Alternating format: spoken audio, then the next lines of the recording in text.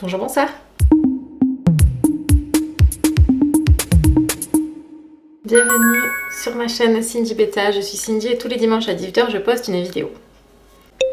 Comme tu le sais, les Jeux Olympiques c'est l'événement sportif le plus attendu au monde, avec des athlètes du monde entier qui s'affrontent lors d'épreuves, dans plusieurs catégories de sport. Mais attends, tu sais que les JO ce n'est pas que ça. Prends-toi un petit snack et une petite boisson et c'est parti pour 3 anecdotes sur les JO. Un peu funny. Les Jeux Olympiques, qu'est-ce que c'est? Petite piqûre de rappel pour ceux qui ne sauraient pas ce que c'est. Les Jeux Olympiques sont une compétition sportive qui se déroule tous les 4 ans dans une ville sélectionnée par le Comité international olympique, le CIO. La première édition des Jeux Olympiques a eu lieu à Athènes en 1896, en Grèce. Depuis, les Jeux Olympiques ont évolué de façon à ce que les hommes et les femmes puissent participer aux épreuves et ainsi couvrir une plus grande variété de sports. Cette année, les Jeux Olympiques ont lieu à Paris. Cet événement rassemble tous les pays du monde entier afin de promouvoir la culture et l'image du pays dans lequel est accueilli l'événement. Donc pour ceux qui ont commencé à suivre les JO, qui ont débuté le 26 juillet 2024 à Paris, vous avez pu remarquer la cérémonie d'ouverture qui a été un peu catastrophique, je trouve. Il y a eu beaucoup de blasphèmes, il y a eu beaucoup d'images qui pour moi auraient dû être censurées ou qui n'avaient pas lieu d'être par rapport à l'événement sportif, hein, on va se le dire. Donc voilà, notamment cette fameuse scène qui a été blasphématoire au nom de Jésus, de la fameuse scène avec tous ces personnages. Je n'ai rien contre cette communauté, mais personnellement je trouve que c'est quand même une atteinte au christianisme, aux personnes qui sont chrétiennes. Et d'ailleurs, ils ont même fait leurs excuses, car ils ont compris, je pense, car tous les chrétiens se sont relevés pour dénoncer ça, et ils se sont excusés pour leurs images qui a été offensante. Donc voilà, donc pour ceux qui ont suivi cette polémique sur les JO 2024, sur cette fameuse scène blasphématoire du dernier repas du Christ avec ses 12 apôtres, c'était un sujet quand même assez lourd, assez pesant, une ouverture qui était quand même assez controversée. Donc vu que ça c'était un sujet quand même assez sérieux et assez lourd sur ces JO, j'ai voulu vous donner quelques petites anecdotes sympas.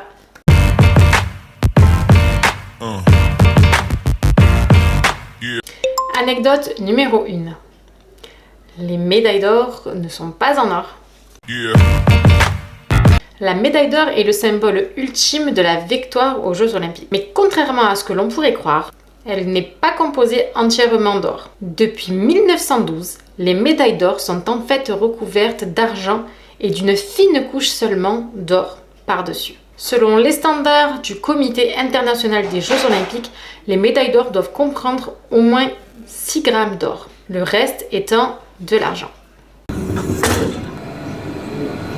Sur ces noix, il y a 6 grammes d'or qui sont vraiment mixés à l'intérieur de l'argent. Vraiment un amalgame d'argent et d'or. Malgré cette réalité, la valeur de la médaille d'or ne résulte pas dans sa composition. Cette composition est une valeur symbolique et économique, mais plutôt sur l'effort, la détermination et l'excellence pour les athlètes qui la remportent. 18 grammes pour donner cet aspect lumineux et prestigieux.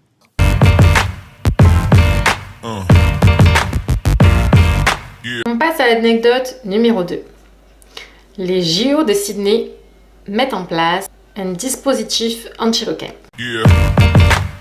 Lors des Jeux Olympiques de Sydney en 2000, les organisateurs mettent en place un dispositif électronique afin de protéger les athlètes du triathlon contre les attaques de squales, qui sont nombreuses dans les baies de Sydney.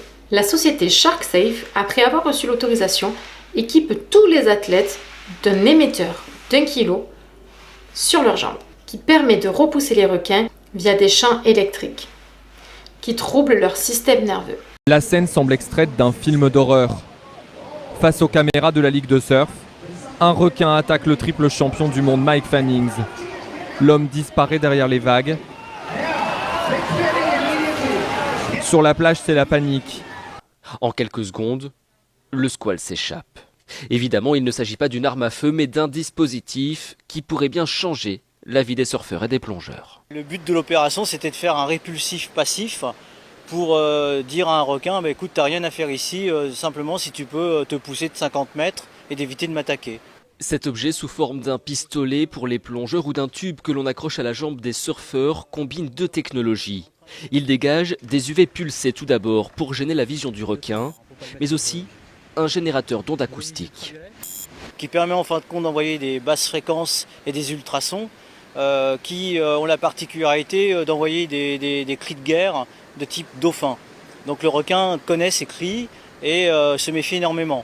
Une fois activé, l'appareil forme une sorte de bulle de protection autour de la personne qui l'utilise, empêchant toute attaque. Les ondes agacent le requin, mais ne le font pas souffrir.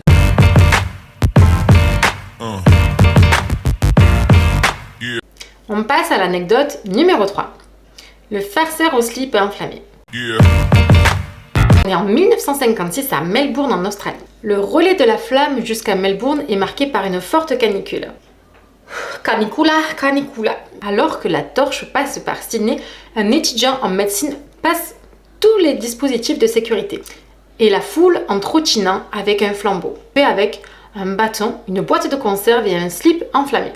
Sa blague ira jusqu'au bout car il réussira à transmettre sa torche au maire de la ville de Sydney. 15 minutes avant l'arrivée du véritable athlète.